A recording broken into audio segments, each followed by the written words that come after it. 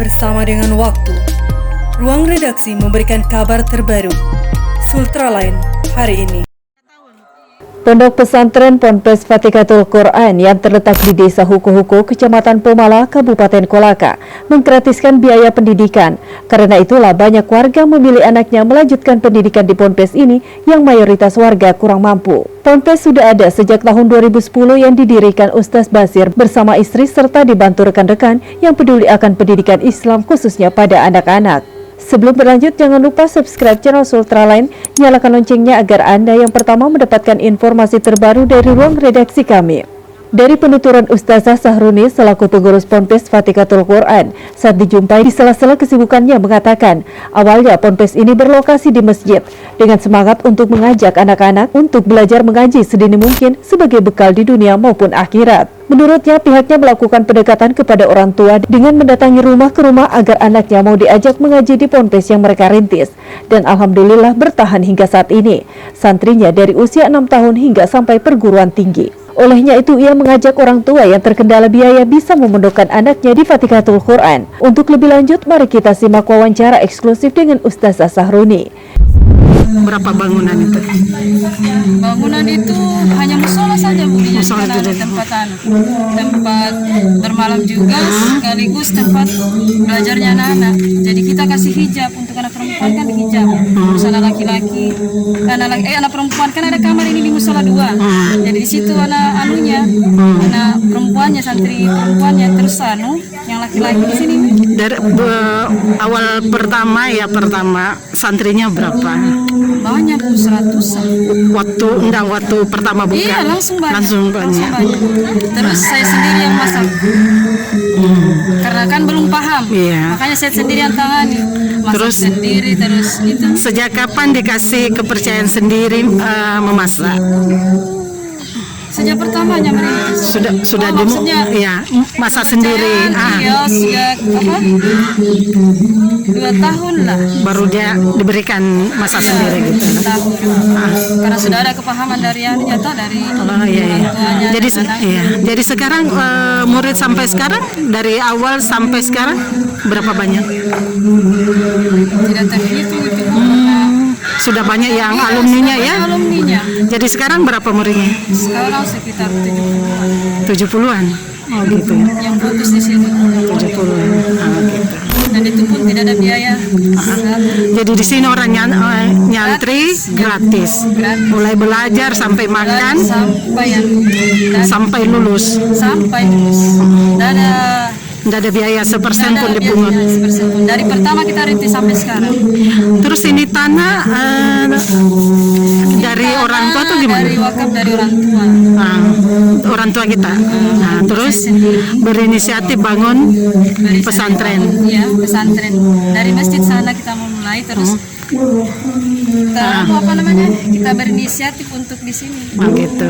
Pindah ke sini. Karena di sini kan maksudnya lebih luas kan? Iya. Oke, berarti masih banyak saya lihat ini bangunan. Ini kan awal dari ini, saya punya rumah ini. Dibongkar ya. Rencananya ke depan terus saja, membangun. Ya, tetap membangun terus supaya bagaimana anak-anak bisa dapatkan fasilitas yang bagus toh, supaya ada menghafal lebih bagus lagi kan. Kalau ada fasilitasnya kan enak. Seperti yang air di sini kan nggak bisa dikonsumsi karena berkarat. Jadi ambil air. Kasihan itu anak-anak kalau untuk air masak itu mereka ambil kadang kalau motor kan ada yang pakai motor, kalau tidak ada ya pakai lari-lari sampai ke rumah di sana keluar, dan rumahku itu kan di depan masjid sana. Jadi ini sudah pakai ledeng masuk, belum ada ledeng? Belum ada. Jadi pakai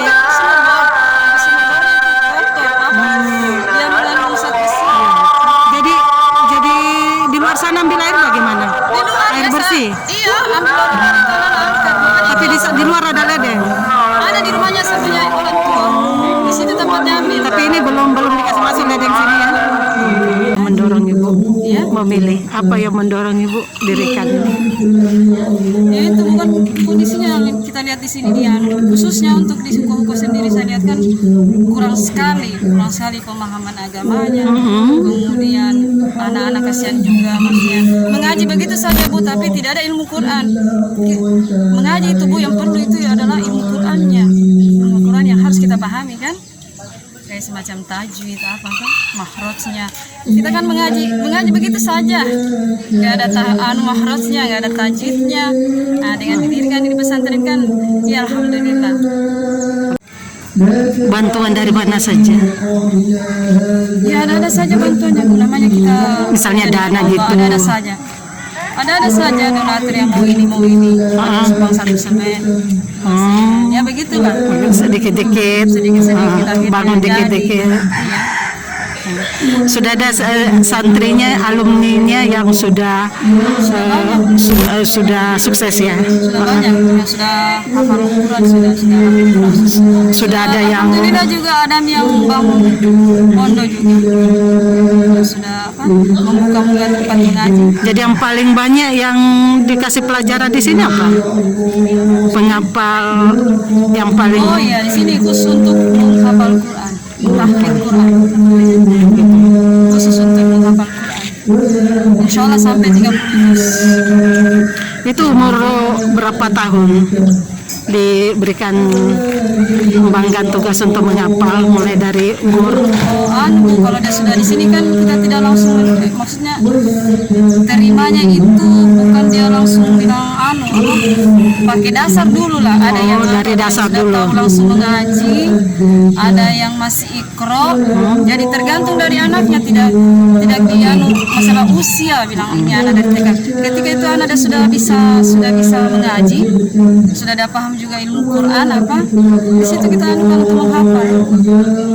Pesantren-pesantren yang lain, jadi anak-anak itu jam 3 insya Allah itu bangun sholat tahajud ya, sholat tahajud, kemudian sebentar itu menunggu sampai sholat subuh, selesai sholat subuh itu dia baca tartilan, kadang juga mengaji selesai subuh Bu.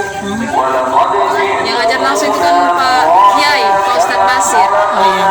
Terus selesai itu jam 7 karena kan sekarang sistem online, jadi anak-anak tidak masuk di sekolah, jadi dia istilahnya takror itu saling membenarkan antara satu dengan yang lain, temannya bersama yang lainnya. Terus jam 9 itu dia masuk sholat duha. Nah, selesai sholat duha binasor itu mengaji langsung dengan ustadznya. Terus selesai jam 9 setoran hafalan, ada lagi setoran hafalan, sebagian lagi binazor.